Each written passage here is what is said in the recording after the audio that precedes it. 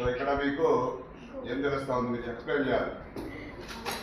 Red wins అని ఇచ్చారు చూడండి. ఇక్కడ లెఫ్ట్ సైడ్ ఫోర్సెస్ ఎంతమంది ఉన్నారు, రైట్ సైడ్ ఎంతమంది ఉన్నారు, 4 ఉన్నారు. ఇప్పుడు మనం సమ్ ఆఫ్ ఫోర్సెస్ ఎంత, ఒక 0.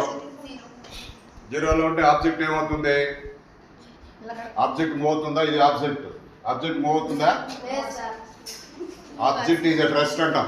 ఆబ్జెక్ట్ ఈజ్ ఎట్ రెస్ట్ ఎందుకంటే ఇక్కడ ఈక్వల్ ఫోర్సెస్ ఆపోజిట్గా పనిచేస్తున్నాయి. తర్వాత ఇప్పుడు మనం చూస్తాం ఇక్కడ లెఫ్ట్ సైడ్ 4 ఫోర్సెస్ అంటే 4 మెంబర్స్ ఆర్ యాక్టింగ్. ఇక్కడ మనం డౌన్లోడ్ 1 2 ఇప్పుడు గో లాక్ వెళ్ళిపోతున్నారు చూడు, వెళ్ళిపోతుందా. సో ఇక్కడ ఏమైంది, ఫోర్స్ తగ్గిపోయింది. ఇప్పుడు మరి ఏం చేస్తాం, మరి మనం ఇంకొకరిని పంపిస్తాం పైకి, తీసుకెళ్ళి పైకి. Very good. ఇప్పుడు 4 తీసుకొచ్చాము, గో. ఇక్కడ ఏమైంది, ఇప్పుడు అసలు కదలడం లేదు. కాబట్టి ఇక్కడ మనం గమనించాల్సింది ఏంటి, sum of the forces is equals to 0. అంటే ఇప్పుడు మనం రేపు పేరెంట్స్ మీటింగ్లో టగ్ ఆఫ్ వార్ అనిపించాం. టగ్ ఆఫ్ వార్లో ఇలా ఉంటుంది, మధ్యలో ఒక తాడు కట్టేసి ఇటు సైడ్ కొంతమంది, ఇటు సైడ్ కొంతమంది. అంటే తాడు ఏం చేస్తారు, లాగుతారు. అంటే sum force is applied in both sides in opposite direction. చూడండి ఇక్కడ ఏమైంది, అక్కడ ఏమైంది, ఇప్పుడు only 3 persons are there, here 4 persons are there. Now the force is coming in this direction, so ఇక్కడ red wins. Next do it, you will do. yes, now what happened, ఇక్కడ 4 members, అక్కడ 4 members, sum of forces 0. Value వచ్చి 350. n means newtons. 350 newtons left side, 350 right side. So now go.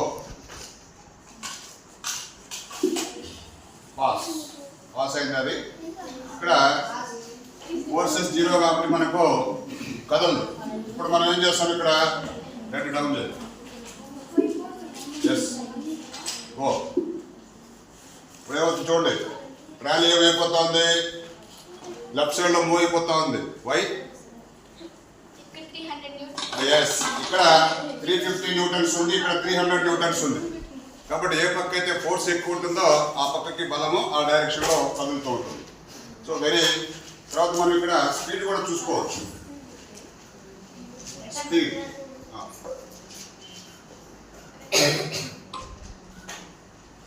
Go.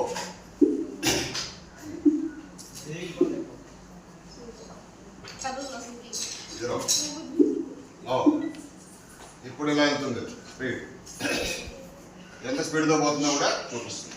So this is one animations in physics. So very interesting.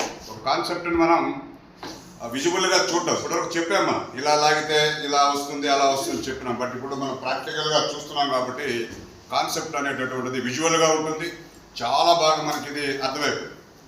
So ఇక్కడ resultant force అంటే ఫలిత బలం అంట. ఆ ఫలిత బలం అనేటటువంటి రిజల్టెంట్ ఫోర్స్ అంటే 2 sides కూడా టోటల్ ఒకే ఫోర్స్ ఉంటే ఆబ్జెక్ట్ ఇప్పుడు కూడా ఎలా ఉంటుంది, రెస్ట్లో ఉంటుంది. ఓకే, ఇన్ నెట్ ఫోర్స్, అదే కదా నెట్ ఫోర్స్. ఓకే.